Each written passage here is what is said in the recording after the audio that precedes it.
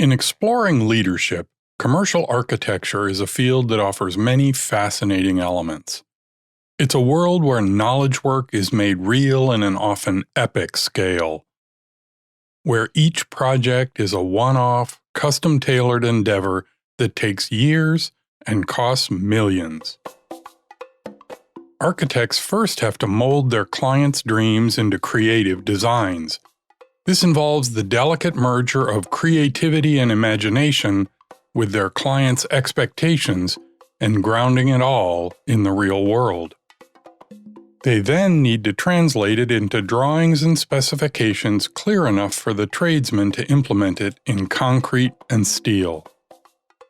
Architects aren't simply the designers, but also are the guides who help build teams that coordinate dozens of trades and thousands of components into a cohesive whole. Synthesizing those elements together to create something is kind of the magic moment, right? It's not just a box. There's site responsiveness, there's design guidelines, there's clients' desires, there's some image that they perhaps want to project to the world. And so all those things need to be synthesized into something that is wonderfully accommodating and affordable and durable for the client. Building these teams takes leadership skills at the highest level, and that makes it absolutely fascinating to me. Today I'm excited to introduce you to Tim Williams, a bright star in the world of commercial architecture. In this conversation, Tim tells us about how he found his passion for building teams, the highly cross-disciplinary nature of the profession, the joys of teams when they work well, and of course, when they don't. And that's what this is all about.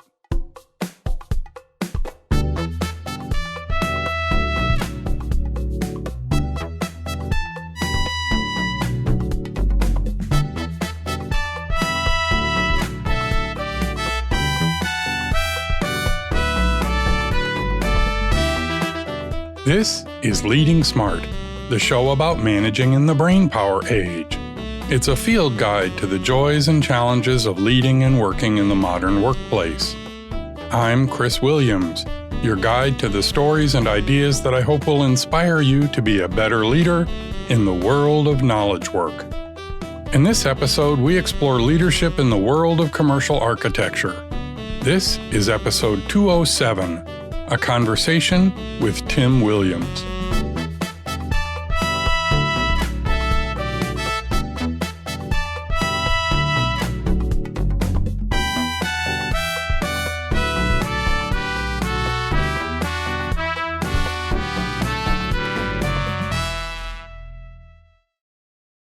Tim Williams is a partner with ZGF, a leading commercial architecture firm with several hundred employees in a half a dozen offices across the U.S. and Canada. ZGF has a very intentionally broad spectrum of projects, from hospitals and labs, offices and colleges, to museums and train stations. They've achieved accolades and awards across the industry and are especially proud of their sustainability work. Tim leads the Washington, D.C. office, although how he talks about his role tells you a lot about him. I describe myself as a partner in the D.C. office. When I'm pushed, I'll say that I'm the managing partner. We are, as a firm, we're trying to get away from partners that have managing or design in front of their title. It's just we're partners. I prefer sort of a more humble approach. I would rather, if when I'm in a room or whatever, people don't think of me as, the partner in the room, but just another colleague that's there in the space with them. In the interest of full disclosure, I should tell you that Tim is my cousin. Our fathers were identical twins, although outside of facial appearance, two more different men are hard to imagine. Tim's father was the chair of the archaeology department at Harvard for decades, and Tim grew up in Boston. That's where he discovered the value of a team. How the way I work with teams and the way I perceive teams, the way I value teams and how I value teams, and the people that I'm working with on the team, where did that come from? Is something I've been asking myself since listening to the early podcast of yours and others. And I do consume management books business fables, all kinds of stuff to help me think through challenges that I'm coming through. In fact, I reach out to people, yourself included, to ask questions. Most of my job these days is about hiring talent, retaining talent, and ensuring we have the right talent on each of the project teams. But back to the beginning of my query here was about why do I think about these and why do I value these things? Arguably, I grew up in a culture in high school, in all boys prep school in New England, where individualism was king. It was about you. It was about your own success. It was not about the collective as much as the school. It had school spirit and we had teams. That is certainly the culture that I grew up in. The education, continuing on in architecture, ultimately after college and in my master's program, architectural education for the most part is individual. You have a project, and the people in your studio class all pursue it individually. Now, there seems to be a trend where there's more group projects emerging, but it is not the core of the way the curriculum is structured, at least in my experience. It's about the individual achieving some sort of excellence and delivering that design and defending their design as an individual. So being a product of that, how is it that I've come out to value teams, and really almost at the expense of the individual? I really value what the team can do. And I think the team is the way that we are successful, not based on an individual. It's the team effort. And in reflecting, I was thinking back to maybe the earliest point in my life where I realized that I'm part of something else. And it's more than just me. It's part of something else that I can support. And I think it was ninth grade. The high school I went to was very athletically competitive. I was a reasonably good athlete. And when I was playing soccer and other sports like that, we would run they called it a moose lap, which was running around all the athletic fields at the school is one big lap. And I would often do quite well in that portion of the soccer training program. Now, out on the field and kicking the ball and passing the ball and things like that, I was not as skilled. I don't think I have very good eye-hand coordination or eye-foot coordination for that matter. But apparently running and endurance was something that I was able to do quite well. And so the coach at one point said, "Have you ever considered cross-country running?" And to be honest, I had not. And I thought, well, maybe that's something I could try. And so maybe then being a second run on the JV team or something for soccer, maybe I could do something different and achieve something different in cross country. And on the face of it, cross country running is an individualistic sport. You're out there, you're running. You're not passing something to someone else. This isn't a relay race. It's a race, and you score for second, third, or whatever it is. And it's based on time, and you're out there running by yourself, essentially. Well, you're not really, though. And this is what I learned. As much as it's individual and there's individual performances, the way that cross country running is scored is they take the top 5 from your team that finished the race, and they add up the position where you come in the race.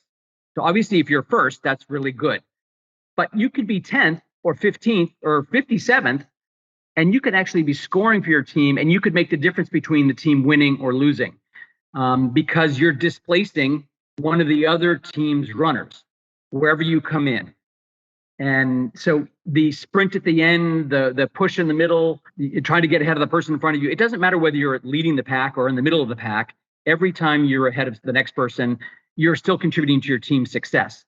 Learning that lesson, that my individual performance, regardless of whether it was the top or whether it was in the middle, I was still contributing to the success of the team, or I had the potential, very great potential, to make the difference, frankly, in winning or losing that race for the team as a whole.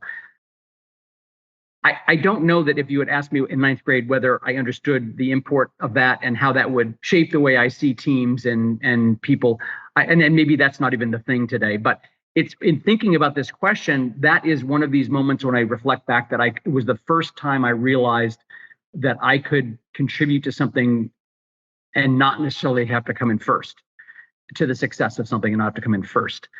I will say that then during my graduate school work, I was also someone that, for whatever reason, I had spent some time building architectural models prior to going to graduate school. I had some knowledge of techniques and building them. And so I ended up helping a lot of my classmates build their architectural models, or at least help give them some skills and techniques.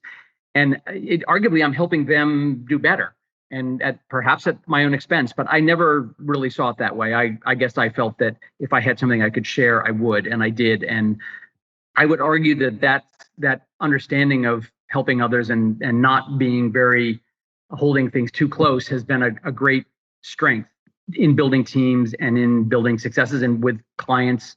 Sort of open and clear dialogue has always been something that's been fruitful for me on projects and in relationships with clients and whatnot. So I guess I value that. Architecture, like many disciplines, requires a mix of skills, and building a team that effectively uses each person's expertise is a skill of its own. Architecture as a practice is evolving and has evolved. It used to be that there were the architects, and an architect, I think, at one level means sort of master builder, and so someone who would know a little bit about it, well, hopefully a lot about all the different aspects of the building. And then there would be just rooms full of drafters, and there's images from early part of the last century or mid part where there's just vast rooms of people with graphite on their sleeves because they've been drawing, literally hand drawing, and then sheet after sheet after sheet after sheet, and erasing, and all this sort of culture around the craft of drawing. And so then there was a whole slew of people that were trained as draftspeople.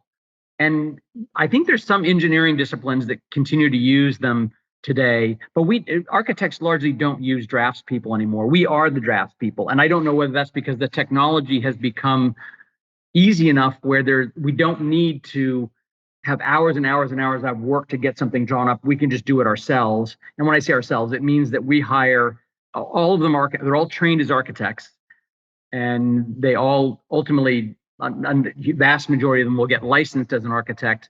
But a lot of their job is sitting there drawing in the computer day in and day out. And they're not just drawing, they're coordinating typically with all these other disciplines. And so there's the sort of cliche of designing a building is sort of 10% design, and then there's 90% of just doing the work to get it done and make the directions essentially for the contractor. And that maybe is even true of how we divide up the team. So there's usually someone who is maybe that creative brain power that comes up with somehow it's synthesizing together this program. When I use the word program, when architects use the word program, we're talking about typically an accounting for the spaces that are requested or needed or required within the building. And that would include mechanical spaces, and it would include, data closets. It includes conference rooms and office space, open office, collaboration, kitchenette, you name it.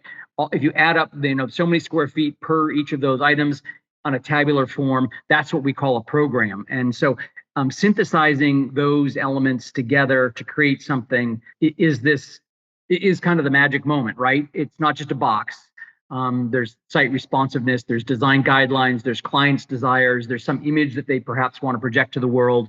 And so all those things need to be synthesized into something that is wonderfully accommodating and affordable and durable for the client. And so we have people, and there are people that are better at this than others that are great. I'll call them conceptual thinkers, and they are great at understanding, synthesizing, coming up with strategies to accommodate all of this stuff. They are not the person that's going to make sure that the data runs are less than 300 feet from each of the data closets, and that means we need another one over there, because that's not the person that's going to do that. They could, but their highest and best use is helping us synthesize all those program elements into something, and marrying it together with something that's also with a consideration of the building techniques. Is it a steel structure for the building? Is it concrete? Is it clad with largely curtain wall? Is it going to have masonry on the exterior? There's all those kinds of decisions and discussions that go on with an owner that are wrapped up in a number of things that are not super clear. They're not formulaic, and it's a trial and error process typically early on to figure out where we are and how close we're getting to their ambitions. Now, hopefully, they've hired us, and they have hired the architect they choose because they kind of like the work that architect has done. They know that they have the appropriate experience in that kind of building type, and you're starting from that sort of common ground. But it deviates from there in all different directions. And navigating that is something that, frankly, I've spent more of my life on that aspect of what we do and managing the client's expectations and how we're accommodating those topics than I have on the production of the documents themselves. I've done it all. But you realize that there's some people, and they're just the way they understand the world and what they want to do on a daily basis is much more attuned to some of those other tasks, equally as important. And this is there's the person who's skilled at synthesizing the program together is awesome. The person who can coordinate the mechanical systems into the building such that the floor to floor doesn't have to increase and all the finishes can stay where we wanted them to is equally as brilliant and talented. It's just a very different set of skills often. The team will have different people, and they will come onto the team at different times. They will drop off then at different times, but usually there's one or two people that will stay consistent throughout the whole process, and they perhaps have the 30,000-foot view, but they have the ability to kind of quickly dive in and help solve problems on projects at the same time. This complex mix of people, especially as it relates to the actual construction, requires even better team building and management techniques. The backgrounds of the people that are working on projects are very vast, right? You've got the tile layer, the electrician who's maybe come up through an apprenticeship program, and then you've got someone who perhaps was very highly educated at some of the finest institutions in America or the world. And so there's this sort of craftsperson and maybe really bright, smart person challenge. And it's really good. And from my experience, it's really good we have a bunch of people in between, because sometimes the brilliant communicating with the tile setter will end up in a train wreck. And so how do we bring expectations aligned for the end product? The folks in between are the ones that help us get there, but while maintaining the design vision. We still want the thing to be everything that we had hoped from a design perspective, and the craft of building the building, something we value tremendously, as all architects do. But we all understand that we are actually building this thing physically. And although we want this big plane of wall to be in there, materials tend to move with different weather sites, so we have to have some kind of opportunity for those materials to move and not crack. Or at least if they crack, control where the cracking goes. Well, that's a whole different set of skill set than the one that's come up with the big vision for the whole thing.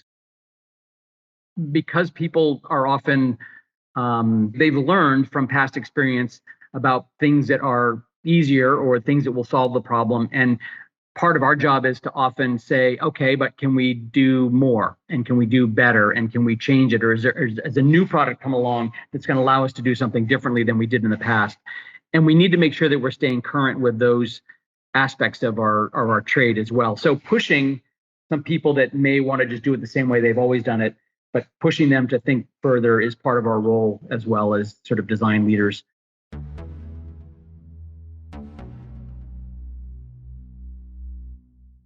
One of my passions, as any listener to this podcast certainly must be aware of, is visions. Every successful project has a vision. It certainly plays a critical role in architecture. We talked about how that works. So that visioning step is something that every project we have, we start with that before we've done anything. No pencil to paper at all. This is just like, what are your goals, the owner's goals, and then we come up with a vision statement from that about what these are things. And they become the touchstone that we can go back to, because they're not, we've got to have 2 rooms next to each other. It's saying something like, it's got to be whatever. They tend to be fairly broad, but they're really clear about where we want to be going, and everyone can understand them. And we can balance and compare a lot of choices against what are those statements in a really effective way. So we do that. I do think that vision is critical. A good leader doesn't have a completely definitive prescription. The good leader has clarity of vision and a willingness to figure out with the team how to get to that vision. They are willing also to make a bunch of trade-offs. You have a better idea than you do, and they're willing to make the call. right? This one fits the vision more than that one, and we're going to go on. Everybody agree? Fine, let's go. But that decision, like, okay, this is the better one, we're going to go that way. If it's authentic, if that's done authentically, like everyone on the team can see that is the best idea, right? And this is the way to go. And then decision is made that we're going that way. They've got to perceive it as having been done authentically by that leader, or they won't support the decision. Right. In my mind. Yep. And if they believe that it may not be the right, but if they think that the decision has been based on really good input from the team, they'll go with it. They'll adopt it as their own and run with it. If they think it's been an arbitrary decision, forget it.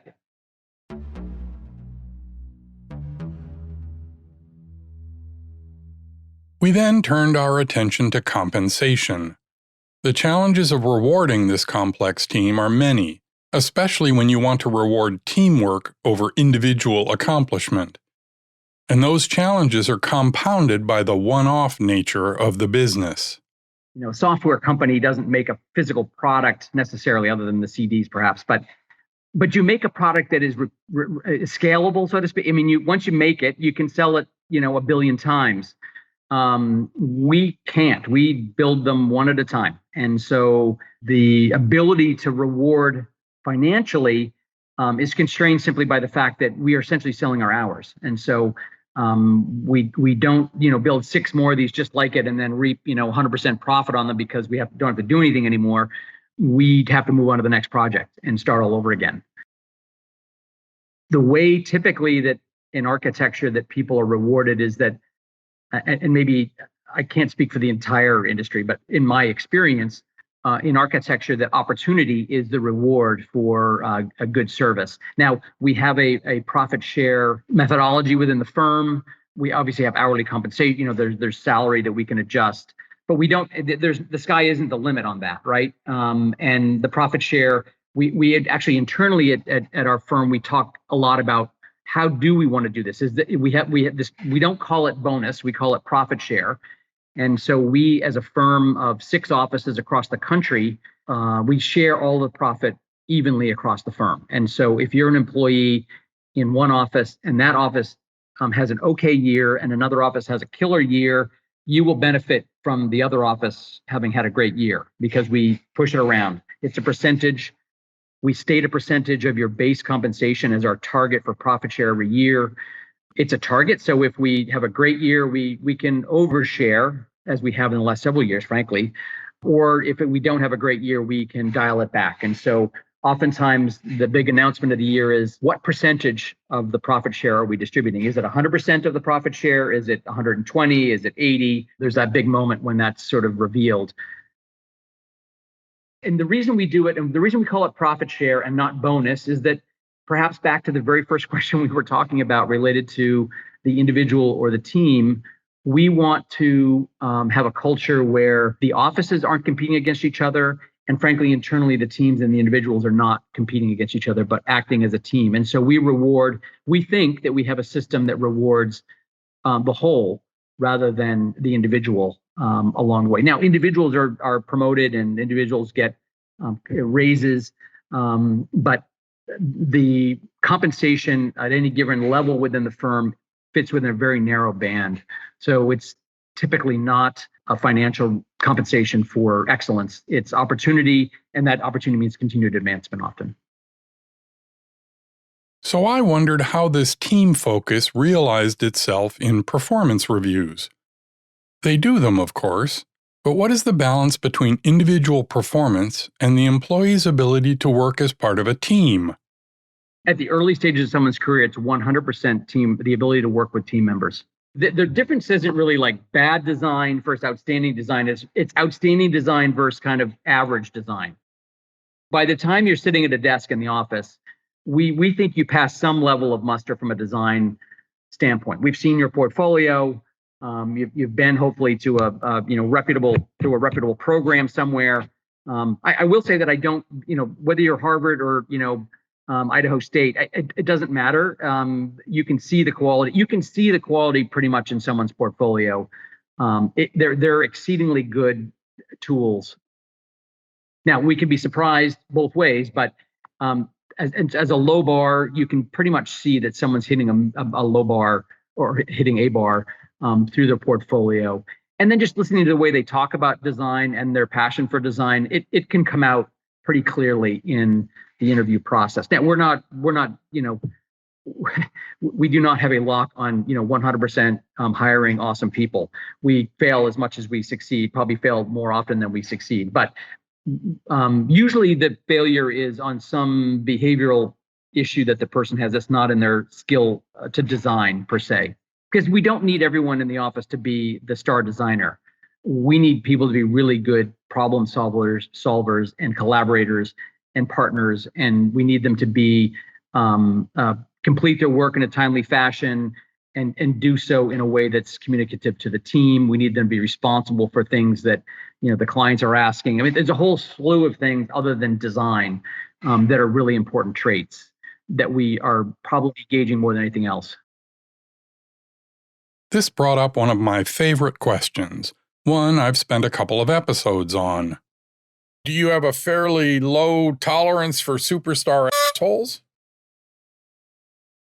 Wow, Chris, that's a great question. I would say that we, having hired and fired people, we have great expectations and who have great pedigrees and have great skill sets.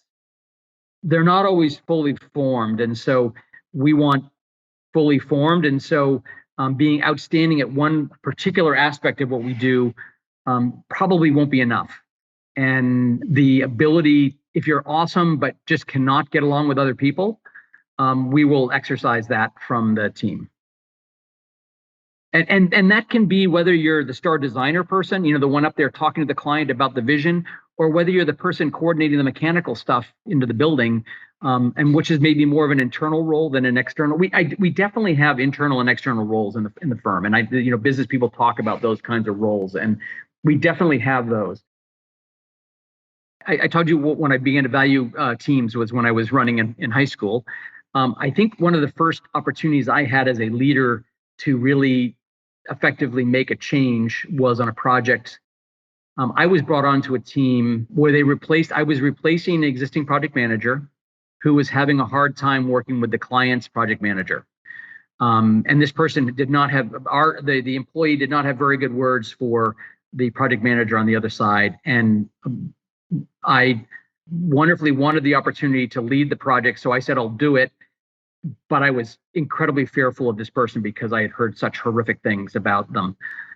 I wasn't sure how I was going to do all this, but long and short of it is that side of the equation, that project manager, once I figured out what their hot buttons were and how I could make them happy, which was relatively easy from my perspective, that relationship flourished. And to this day, that project manager, who I was incredibly fearful of when I first took on the job, literally on one of his trips to Seattle for one of the project meetings, he brought his then fiance or then girlfriend.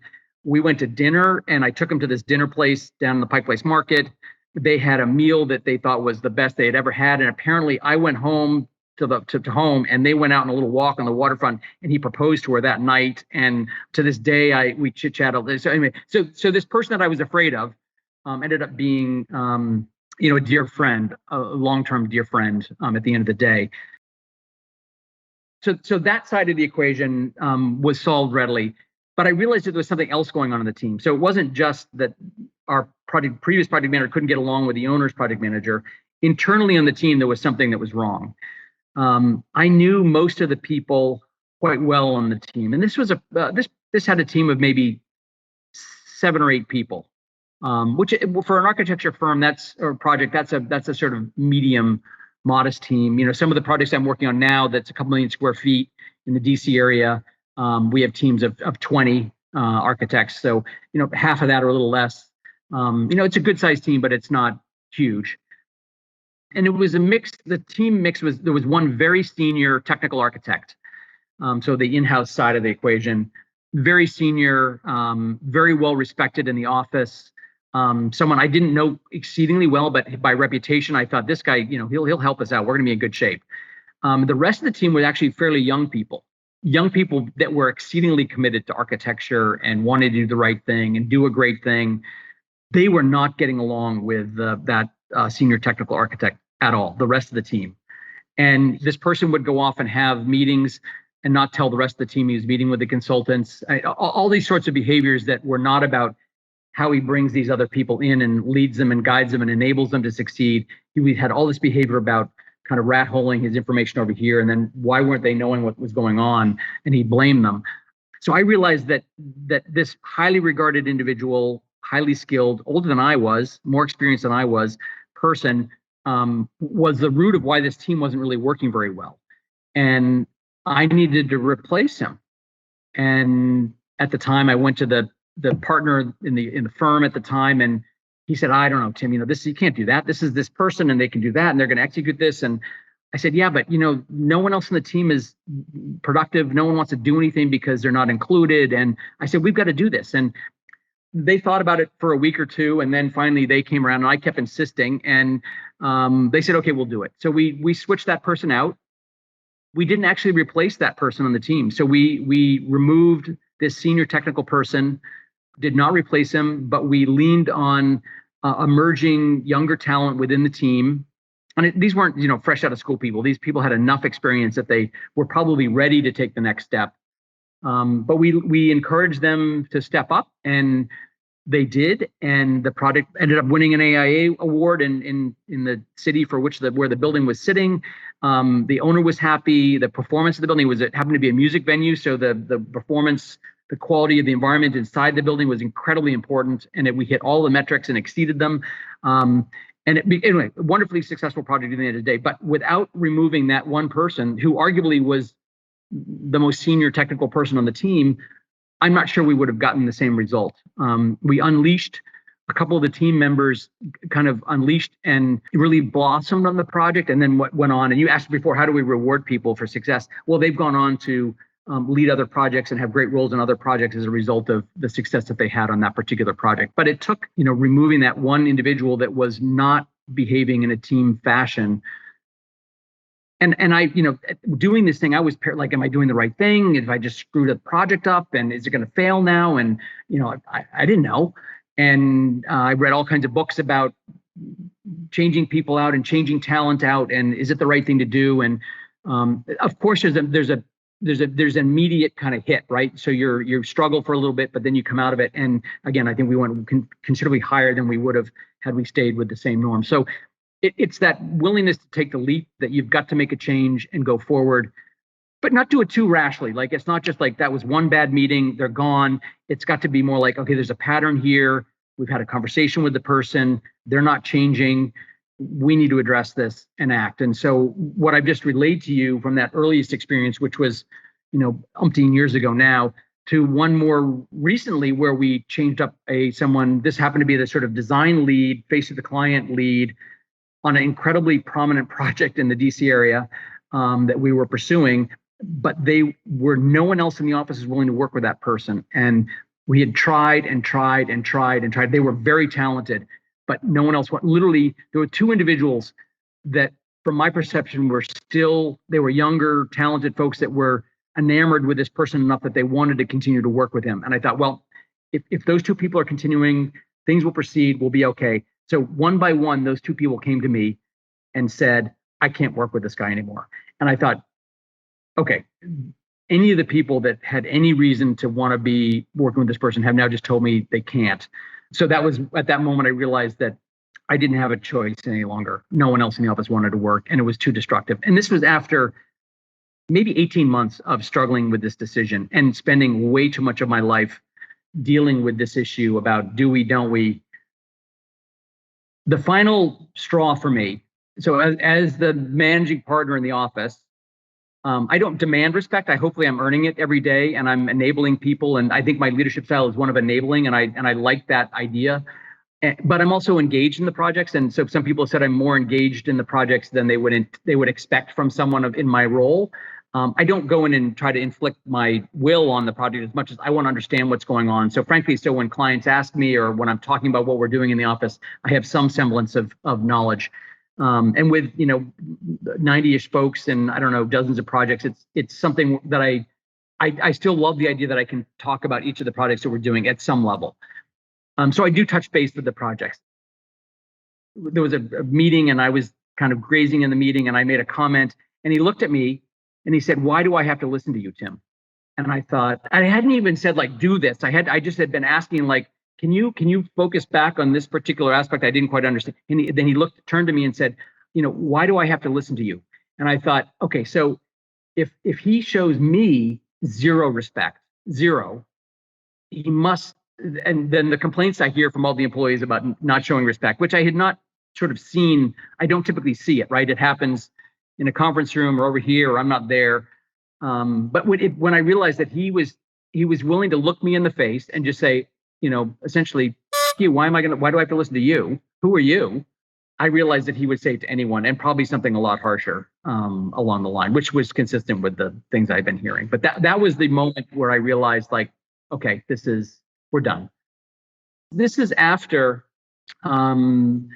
maybe 3 or 4 months before we did this. We let him go. Toby, the other partner in the office, we had said, okay, let's take him to dinner, because we had had a huge success and he was part of that. And I said, let's go to dinner. We'll celebrate the success and we'll help him understand the things that he needs to work on.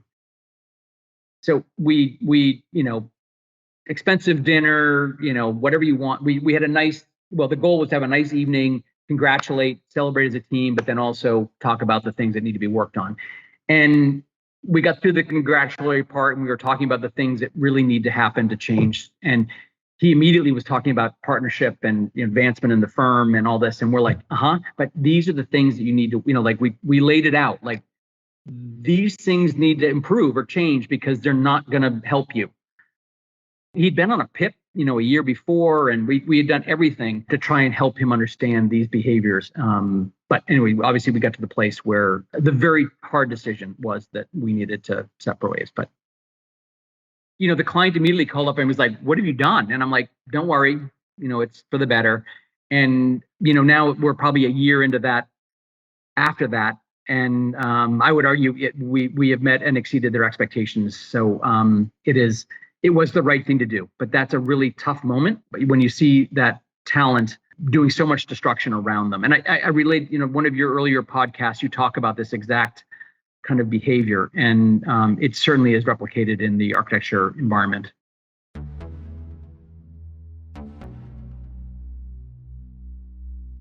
So how does Tim build his teams? With such a complex product and such large stakes, how do you ensure you have the right people on the team? We have a marketing director that we hired. When I first came to DC, we went through a cycle. I had to rebuild the marketing department 3 different times, a whole bunch of reasons. I won't go into all of them. But when finally the final director, we got rid of the final director, the 3rd round, I realized that the person that was sitting in the 2nd seat, I'm just like, she's going to do it now. She's now the director. And she looked at me like, "I can't do this." And I'm like, "Yeah, you can." And then she did it. And she's helped us for the next 3 years, have incredible results. Our RFP response hit rate is over 80%, which is phenomenal. Like anytime we respond to an RFP, 80% of the time they're asking us back to go to the interview or to get on the short list or go to the next stage.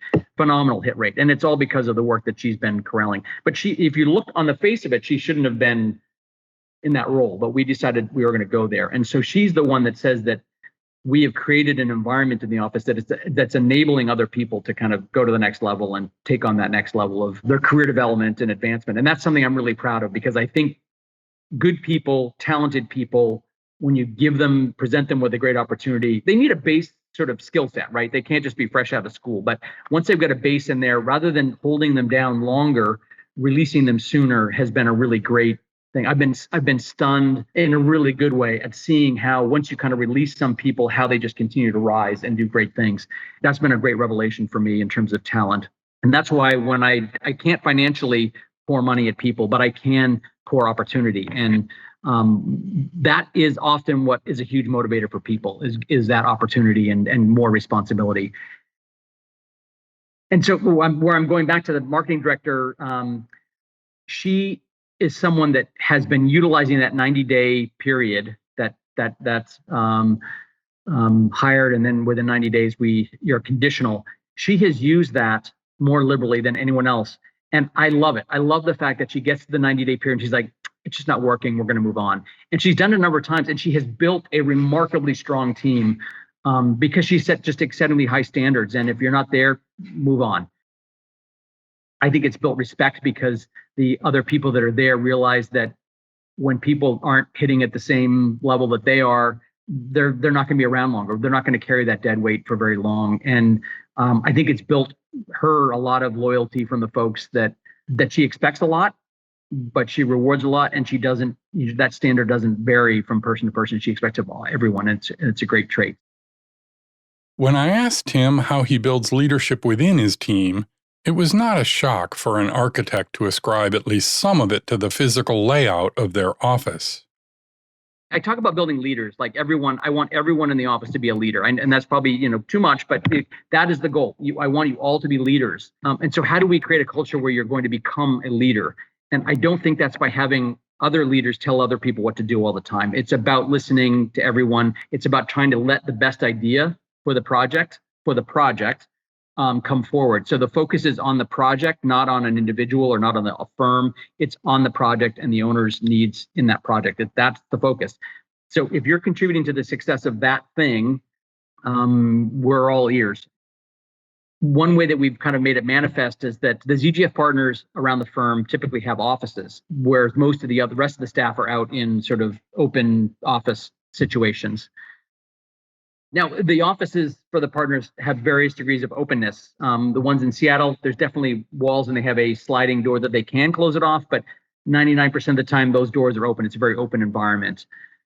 We took it one step further in DC, and we just don't have any offices, period. So I sit at a desk, the exact same desk that everyone else does. So whether you're an intern or whether you're me, the managing partner, we all sit at the exact same desks. So same length and same this. Now, my position in the office might be such that it does afford me a small table behind my desk where I can have a group meeting, but I'm out there with everyone. I move around the office as project teams get sorted around just like everyone else. And I love that egalitarian kind of approach to it, so that no one is seen as being sort of the ultimate authority. This is really, we want to make great decisions together. And I don't know if that manifests itself in terms of creating leaders, but we want to have the perception that we're all able to contribute.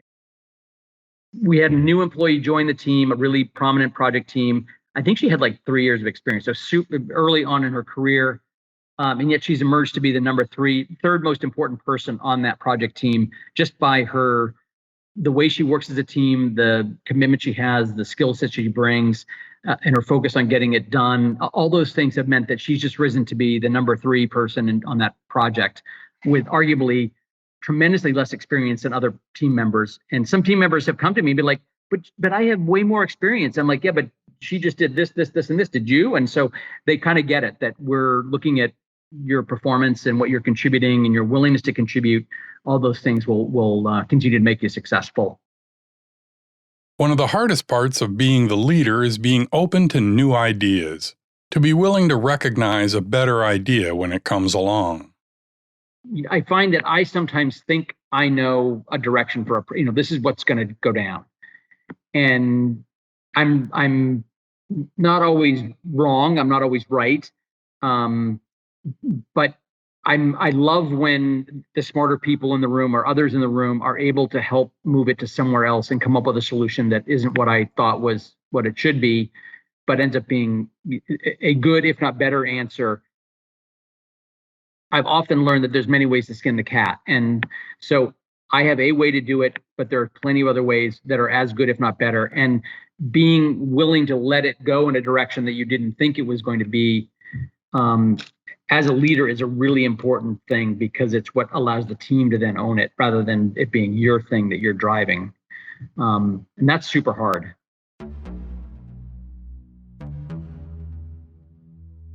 Like many good leaders, Tim takes special delight in helping to build the leaders underneath him. The career in architecture, I think it's not uncommon that we spend a lot of our career trying to get responsibility or to receive responsibility. I mentioned that the one tool that we have to reward people is to give them more opportunity. Opportunity in many ways, I guess you could equate to responsibility on projects. So I spent my time both at LMN and early on at ZGF trying to continue to grow in terms of gaining responsibility and leadership. It's been a really exciting time in the last 70 years or so, where it's been awesome to transition to a point where I'm really focused on giving away responsibility and helping others grow and take on that responsibility. It's been an awesome kind of trajectory, and arguably the most rewarding aspect of what I've been doing is in watching others, enabling others to grow, helping others that show incredible promise have that opportunity to grow and become great leaders themselves. The first time I saw this was a project that I was working on for the University of Washington. And I was at a point in my career where I was asked to be the project manager on a number of projects simultaneously. And so I was definitely stressed, where if I'd had 2 or 3 projects, typically I was responsible for in the past, I now had 13 or 14 projects that I was supposed to be managing, which is an obscenely and absurdly high number. And so I realized I would complain to the managing partner, that there's no way I can do this, and I can't do it. And he would look at me and just say, well, you're going to find a way, which, was incredibly frustrating at one level, but it also meant I had to go find a way. And so I realized that identifying people on the project teams that were strong, that had the ability to take on additional responsibility, people that would learn to communicate essential things up the chain and not everything up the chain. And that when they did communicate, they often would present themselves with solutions. So they'd say, here's the problem, here's a potential solution. What do you think? Versus dumping the problem in your lap. So when I found those people on projects, I would rapidly put them in a position where they were more or less responsible for the project, and that our relationship then they would come to me when they knew they needed to. The first time this really began, and the first person that I realized this was happening with, and I say happened because I don't know that I sort of consciously went out to do this. It just evolved.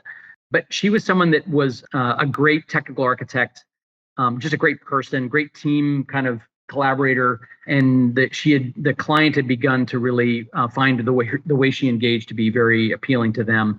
It became very easy then to step back and have her do more and more and more, such that she ended up being essentially leading the project and even leading it through construction, such that they sat in the construction trailer and had 100% responsibility on a daily basis. Did an outstanding job. It was a really long project, such that I think she got married, had her first child, and then by the time the project was proceeding on, the child was now 2 or 3 years old. And the story she relayed to me at one point that I love, which is that she was walking her now 3-year-old child through the building. Again, this child's life, her mother had been involved in this project the entire time she had been alive. But she was walking around the project, and the project was largely complete. And the contractor and building occupants and faculty members using the building were all coming up to her saying how much they loved the building. When she and her daughter were walking out of the building, her 3-year-old daughter, turned to her and said, "Mommy, I'm so proud of you." And I realized that even a 3-year-old could see what her mother had achieved in that building, and the success she had achieved. And that single kind of story is one of the most rewarding aspects of my career, or certainly was to date, and one I relay a lot, because it dawned on me that finding people, trusting them, allowing them to continue to grow can be great for the firm, for the project, for everything for them. And it's so evident that even a 3-year-old can see that it's really a wonderful thing.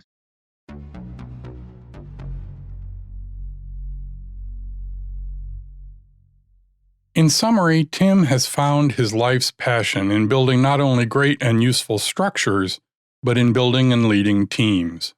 I think that I found something that I love doing and I was passionate about. And for me, that's kind of the secret sauce, that if it's something that you love doing, and you're passionate about it, and I know it's a cliche to say, you don't feel like you go to work at all every day, but I really don't feel.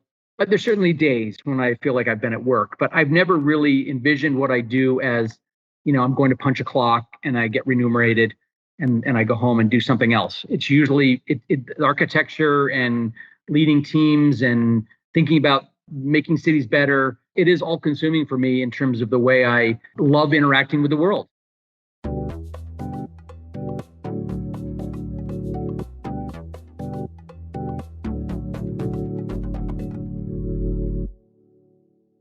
Thanks to Tim for sharing his experience and giving us a chance to understand the joys and challenges of leadership in the world of commercial architecture. The next conversation episode will be with Rick Rashid, the founding father of Microsoft Research. We'll discuss his life in academia and in the world of corporate research, the challenges of building and leading a global research organization, and his passion for helping to uncover the next big thing. That conversation will be in 2 weeks. Next episode, we return to the studio and return to the subject of diversity. We'll tackle the difficulty of including a broad range of perspectives in your decision-making, and how leadership is key to making it work.